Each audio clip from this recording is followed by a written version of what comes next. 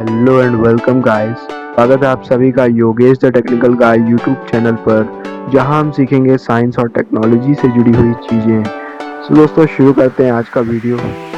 आज मैं आप लोगों से बात करने वाला हूं 5 कॉमन मिथ्स के बारे में, जो कि टेक्नोलॉजी से जुड़े हुए मिथ्स हैं। और अक्सर इन मिथ्स को लेकर हम काफ़ी कंफ्यूज रहते हैं जब हम टेक्नोलॉजी की बात करते हैं।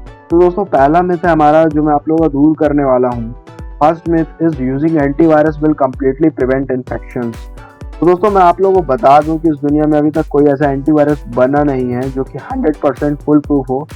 हंड्रेड्स इवन थाउजेंड्स नए टाइप के वायरसेस और मालवेयर्स हर दिन रिलीज होते हैं और पहले की अपेक्षा काफ़ी तेज़ी से फैलते हैं। और इसी वजह से दुनिया भर में कई सारे सिक्योरिटी प्रोग्राम्स करवाए जाते हैं नए इन्फेक्शंस को आइडेंटिफाई करने के लिए। जैसे कि कुछ सालों पहले आपने सुना होगा रैनसमवेयर की खोज हुई थी। और जब नए वायरस निकल कर आते हैं तो ऐसे में एंटीवायरस के लिए काफ़ी डिफिकल्ट हो जाता है हमारे कंप्यूटर सिस्टम को प्रोटेक्ट करना। तो it's almost impossible to protect against such type of viruses.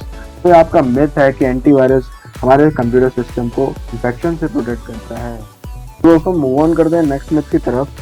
Cloud technology is expensive and insecure. तो दोस्तों अभी कुछ लोगों को क्लाउड टेक्नोलॉजी के बारे में पता नहीं होगा, तो मैं पहले इसके बारे में बताता हूँ। फिर रिसेंटली आपने क्लाउड कंप्यूटिंग के बारे में सुना होगा।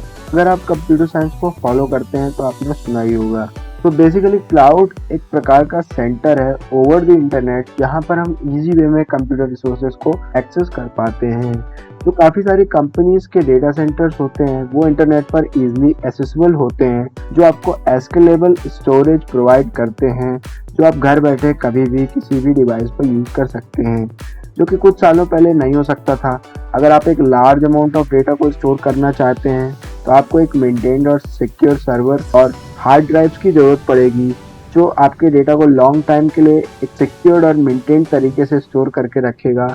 और कई सारे प्रोग्राम्स को मल्टीपल डिवाइसेस पे चलाने के लिए अगेन अलग जगह पर आपको सर्वर लोकेट करने पड़ेंगे, जिसको अगेन परचेज और मेंटेन करने की ज़रूरत पड़ेगी, जिसमें कि आपका काफ़ी सारा हार्डवेयर रिसोर्सेज लगेगी। वहीं अगर हम क्लाउड की बात करें तो इसमें आपको एक क्लिक में सारी hardware resources server through the internet available हो जाता है। इसके लिए आपको कुछ सर्विस भी पे करनी पड़ेगी, तो इजीली एक्सेसिबल हो जाएगा। सो ये इन द सेंस काफ़ी चीप एंड सस्ता जुगाड़ है और काफ़ी सिक्योर भी है। तो ये आपका मिथ गलत है कि cloud technology expensive and insecure है। By the way it is the future of our computers. दोस्तों मूव ऑन करते हैं नेक्स्ट मिथ की तरफ।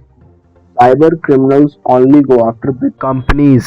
तो दोस्तों आप लोगों ने साइबर क्राइम के बारे में तो सुना ही होगा, जो हैकर्स या साइबर क्रिमिनल्स करते हैं। तो कई सारे एग्जीक्यूटिव्स का ये मानना है कि हैकर या साइबर क्रिमिनल्स खाली वैल्यूएबल या ह्यूज कॉर्पोरेशंस को ही टारगेट करते हैं, जो कि एक मिथ है।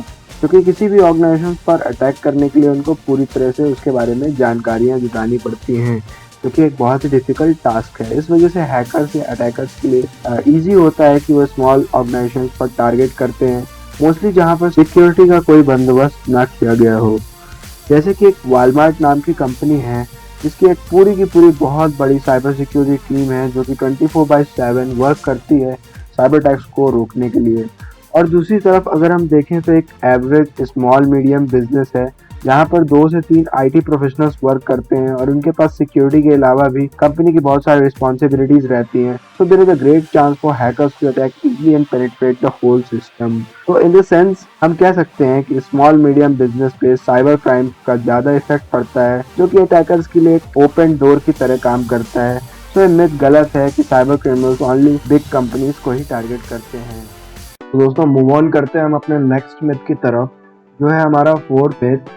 Older generations are inherently was with technology. तो दोस्तों अभी रिसेंट में ड्रॉपबॉक्स का एक सर्वे हुआ था, जिसमें मोर देन 4000 आईटी वर्कर्स की एज ओवर 55 ईयर्स पाई गई थी, जिसमें कि ऑन एन एवरेज लोग जो कि 55 या उसके ऊपर की एज के थे, वो 4.9 फॉर्म्स ऑफ टेक्नोलॉजी पर वीक यूज कर रहे थे। अगर हम ओवरऑल एवरेज देखें तो 4.7 पर वीक यूजर्स का सर्वे निकल कर आता है। और इसके बाद कई सारे सर्वे हुए हैं जिसमें ये निकल कर आता है कि टेक्नोलॉजी के मामले में यंगर जनरेशन्स के साथ साथ ओल्डर जनरेशन्स ने भी कई सारे डिकेड्स स्पेंड किए हैं टेक्नोलॉजी के साथ और टेक्नोलॉजी को बढ़ते हुए देखा है। दोस्तों टेक्नोलॉजी को सीखने और समझने के लिए कोई एज मैटर नहीं करती, मैटर करती है तो सिर्फ आपकी विलिंगनेस और डिजायर्स, जो कि आपको टेक्नोलॉजी के बारे में जानना सिखाते हैं। तो this myth is completely wrong. तो अगेन मूव ऑन करते हैं नेक्स्ट मिथ की तरफ।